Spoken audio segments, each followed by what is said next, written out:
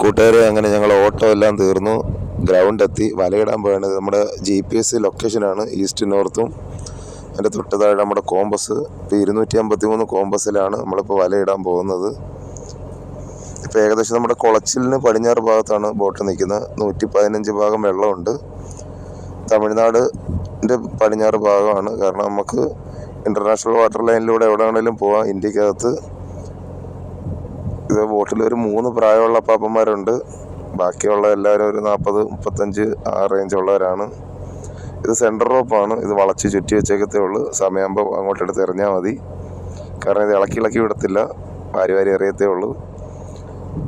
എല്ലാവരും നല്ല ഹാപ്പിയിലാണ്. കാരണം ഫസ്റ്റ് വല എല്ലാവർക്കും നല്ല പ്രതീക്ഷയുണ്ട്. പുല്ലം പണി എന്നൊക്കെ പറഞ്ഞു കഴിഞ്ഞാൽ ദേഹം നാർന്ന പണിയാണേലും വീട്ടിൽ അരി വാങ്ങാൻ എന്തെങ്കിലും കിട്ടും. എല്ലാവരും റെഡി ആയിട്ടുണ്ട്. ഹോണടി കേട്ട ഉടനെ വലയിടാം. ഇത് നമ്മുടെ കോടന്റിൻ്റെ ഒരു എൻഡാണ് ആ പിടിച്ചു വെച്ചേക്കുന്നത്. ആ സൈഡിൽ നല്ല കടുനീല കളർ വെള്ളമാണ് കേട്ടോ പടിഞ്ഞാറ് വന്നു കഴിഞ്ഞാൽ. അത് ഇവിടുത്തെ വെള്ളത്തിൻ്റെ ആ ഒരു പ്രത്യേകത അങ്ങനെയാണ്. ഇതാണ് നമ്മുടെ കോടൻ്റ് റോപ്പ് കെട്ടി വെച്ചേക്കുന്നത്. ഒരു ഊരുകെട്ടാണ്, ഒരു 3 കെട്ടായിട്ടാണ് അത് കെട്ടുന്നത്. വലിച്ച് അങ്ങോട്ടും ഇങ്ങോട്ടും വലിക്കുന്നുണ്ടെങ്കിൽ അത് അഴിഞ്ഞു വരും. ഇത് സെൻറ്റർ റോപ്പിൻ്റെ കുറച്ച് ഭാഗം വലയുടെ മേളിലോട്ട് എടുത്ത് വെച്ചേക്കും വെയിറ്റിന്. ഇപ്പോൾ അതാണ്ട് വല ഈസിയായിട്ട് പോകുന്നുണ്ട്. വല പോകുന്നതോടുകൂടി തന്നെ ഈ സെൻറ്റർ റോപ്പും എറിഞ്ഞെറിഞ്ഞ് വെള്ളത്തിലേക്ക് വിടും.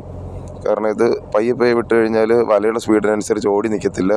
പിന്നെ കരക്കടലിലെ കണക്ക് ഇതിനകത്ത് ബോയ കെട്ടിയിടാൻ പറ്റത്തില്ല. ഈ ആഴക്കടലിലെ പ്രഷറിൽ ഒരു 40-50 ഭാഗം വെള്ളമൊക്കെ ആണെങ്കിൽ ബോയ നമുക്ക് കെട്ടാം. അതിലും താഴോട്ടൊക്കെ പോയി കഴിഞ്ഞാൽ ഈ ബോയ പൊട്ടിപ്പോവും. അപ്പോൾ അതുകൊണ്ട് ബോയ കെട്ടിയിട്ട് പിന്നെ പ്രയോജനമില്ല. ആ പ്രഷർ താങ്ങാൻ വയ്യാതെ പൊട്ടിത്തെറിച്ച് പോകത്തേ ഉള്ളൂ. ഇതിപ്പോൾ നമ്മൾ വല വിട്ട് കഴിഞ്ഞാൽ നേരെ അഡീഷണൽ റോപ്പ് ഇറക്കി വിടും. അത് വീഞ്ചി വഴിയാണ് പോകുന്നത്. നമുക്ക് കൈകൊണ്ട് പണിയൊന്നുമില്ല. കൈകൊണ്ടുള്ള ആകെയുള്ള പണി ഈ വരുന്ന സീ ഹൂക്ക് കറക്റ്റായിട്ട് എടുത്ത് കൊളുത്തുക എന്നുള്ളൊരു പണി മാത്രമേ ഉള്ളൂ. കാരണം ബോർഡിനകത്തോട്ട് ഇതുവരെയും കണക്ട് ചെയ്തിട്ടില്ല. റോപ്പിൽ നിന്ന് ആ സീ ഹൂക്ക് ഊരിയിട്ട് ഇനി ബോർഡിനകത്ത് കണക്ട് ചെയ്യണം. ഇപ്പം വയർ റോപ്പിനകത്ത് മാത്രമായിട്ട് നിൽക്കുകയാണ്. ഇത് ഇങ്ങനെ പിടിച്ച് ഓരോന്നായിട്ട് ഊരണം. ആദ്യമേ പെരം, പിന്നെ അതിൻ്റെ താഴെ മട, അങ്ങനെയാണ് നമ്മൾ കണക്ട് ചെയ്ത് വിടുന്നത്. കാരണം ബോർഡിൽ ഏറ്റവും താഴത്തെ ഭാഗമാണ് മട. അവിടെയാണ് ഈ മണി ലെഡ് വെയിറ്റ് കെട്ടി വെക്കുന്നത് വലയോട് ചേർത്ത്. എന്നാലേ അത് തറയിലൂടെ തട്ടി ഇങ്ങനെ വല വലിച്ച് വരുത്തുള്ളൂ. മുകളിൽ നമ്മൾ ബോയ കിട്ടുന്ന സ്ഥലം, അതിന് പെരമെന്ന് പറയും. പക്ഷേ ഇവിടെ ഇപ്പോൾ നമുക്ക് ബോയ യൂസ് ചെയ്യാൻ പറ്റത്തില്ല. അവിടെ എന്തോ ഒന്ന് കുരുങ്ങിയിട്ടുണ്ട്, അതാണ് അവർ വലിച്ചു വിടുന്നത്. ഇപ്പോൾ ഏകദേശം അത് റെഡിയായെന്ന് തോന്നുന്നു. അപ്പം റെഡിയാക്കി വിട്ടിട്ടുണ്ട്. മാറ്റി കൊളുത്തിയത് മാറിപ്പോയി. ഇനി നമ്മൾ പയ്യെ അങ്ങോട്ട് തെളിച്ച് വിട്ടു കൊടുത്തു കഴിഞ്ഞാൽ ബോട്ട് ഓട്ടിച്ച് സ്പീഡ് വയ്ക്കാം. അതുവരെ ബോട്ടിൻ്റെ ഗിയർ തട്ടിയിടത്തേ ഉള്ളൂ, അതായത് ന്യൂട്രലാക്കി ഇടത്തേ ഉള്ളൂ. ഇനി ബ്രേക്ക് ഇളക്കി റമ്മ് ഫ്രീ ആക്കി അങ്ങോട്ട് വിട്ട് കഴിഞ്ഞാൽ ബോർഡിൻ്റെ വെയിറ്റിന് ഓട്ടോമാറ്റിക്കായിട്ട് അങ്ങോട്ട് വലയും ബോർഡും കൂടെ ഇറങ്ങി അങ്ങോട്ട് പോയിക്കോളും. 550 ഭാഗം റോപ്പാണ് നമ്മൾ വെള്ളത്തിലേക്ക് ഇറക്കുന്നത്. അതായത് 10 ഭാഗത്തിന് 1 പോയിൻ്റ് എന്നുള്ള രീതിയിൽ മാർക്ക് ചെയ്യും. ഇത് രാവിലെ വലിച്ച കിളിവലയാണ്. അതായത് കിളിവല വലിച്ചിട്ട് പണിയൊന്നും ഇല്ലാത്തതുകൊണ്ടാണ് നമ്മൾ ഇങ്ങോട്ടേക്ക് ഓടി വന്നത്. എല്ലാവരും നല്ല ഹാപ്പിയിലും നല്ല പ്രതീക്ഷയിലൊക്കെയാണ്. കാരണം പുല്ലങ്കടലെന്ന് പറഞ്ഞാൽ പുള്ളിക്കണക്കിനാണ് ചരക്ക് കയറുന്നത്. 2-3 മുറി മുറിച്ചൊക്കെ എടുക്കുന്ന രീതിയിലുള്ള ചരക്ക് കയറാറുണ്ട്. നമ്മുടെ ആഗ്രഹം അത് തന്നെയാണ്. കാരണം പുല്ലിന് വലിയ വിലയില്ല.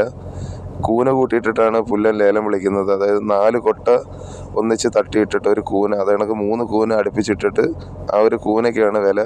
ഒരു 12,000-15,000 ആ റേഞ്ചിലാണ് വില വിളിക്കുന്നത്. പിന്നെ വില കുറഞ്ഞ നമുക്ക് നഷ്ടവും, വില കൂടിയ സന്തോഷവും. ഇപ്പോൾ റോപ്പ് ഏകദേശം ഇറങ്ങി തീർന്നു. ആ നിറച്ചുണ്ടായിരുന്ന റമ്മിൽ നിറച്ചിരുന്ന റോപ്പാണ് ഇപ്പോൾ ചുവടായത്. കാരണം ഫുള്ള് ഇറക്കി വിട്ടിട്ടുണ്ട്.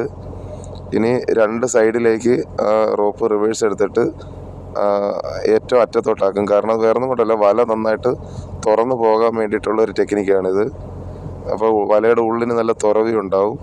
ഇനി ബ്രേക്ക് മുറുക്കിയതിന് ശേഷം സ്ലിങ് റോപ്പ് ചുറ്റിയിട്ട് കപ്പി അഴിച്ച് അതിനകത്ത് കൊളുത്തുമ്പോൾ കപ്പി ഈസിയായിട്ട് പൊക്കി വിടാൻ പറ്റും. അതാണ് ഇപ്പോൾ സ്ലിങ് റോപ്പാണ് ചുറ്റി വെച്ചേക്കുന്നത്. അതിനകത്ത് താണ്ട് ഇതേപോലെ കപ്പി കൊളുത്തിയിട്ട് ഇനി ആ കപ്പിയുടെ വാ തുറന്നിരിക്കുന്ന ആ ഭാഗത്തിലൂടെ ഇതിനെ കടത്തി വെളിയിലോട്ടാക്കണം. അന്നേരം ഈ റോപ്പ് നന്നായിട്ട് കുത്തി താഴോട്ട് നിൽക്കും. അതായത് വല ഈ ലോഡെടുത്ത് വലിച്ചു വരാനായിട്ടുള്ളതിന് വേണ്ടിയിട്ടാണ് നമ്മളിങ്ങനെ ചെയ്യുന്നത് കടലിൽ. ഇപ്പോൾ ബോട്ട് റിവേഴ്സ് ഇടുന്ന സമയത്ത് എല്ലാവരും കൂടെ അത് പൊക്കി വെളിയിലേക്കാക്കുമ്പോൾ ഈ റോപ്പും പിടിച്ച് നിൽക്കുന്ന ഈ 2 ചേട്ടായിമാർ കപ്പി വലിച്ച് ഔട്ടർ റമ്മിനകത്ത് ചുറ്റും.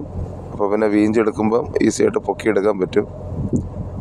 ഇപ്പോൾ ബോട്ട് റിവേഴ്സിലായിട്ടുണ്ട്. ദാണ്ട് എല്ലാവരും കൂടെ കൈ കൊണ്ട് പൊക്കി മേപ്പോട്ടാക്കിയാണ്. ദാണ്ട് ഗ്യാൽ ഹൗസിന് ഇപ്പുറത്തോട്ട് കടത്തി വിട്ട് കഴിഞ്ഞാൽ ഇത് ഇങ്ങനെ പൊങ്ങി നിൽക്കും.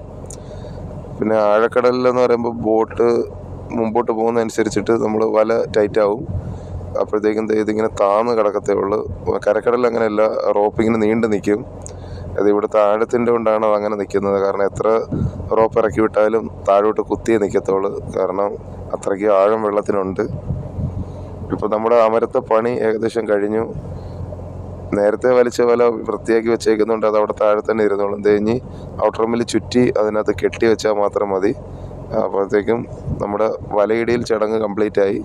ഇനി വലയെടുക്കാൻ ടൈം ആകുമ്പോൾ അമരത്തോട്ട് വന്നാൽ മതി. അതുവരെ റെസ്റ്റ്, കിടന്നുറങ്ങിയോ എന്ത് വേണമെങ്കിലും ചെയ്യാം. അപ്പോൾ കൂട്ടുകാരെ, ഇതാണ് വലയിടുന്നൊരു രീതി. വീഡിയോ ഇഷ്ടപ്പെട്ട സപ്പോർട്ട് ചെയ്യണേ, ലൈക്കും കമൻറ്റും ചെയ്യണേ. അപ്പോൾ അടുത്ത വീഡിയോ കാണാം. ബൈ.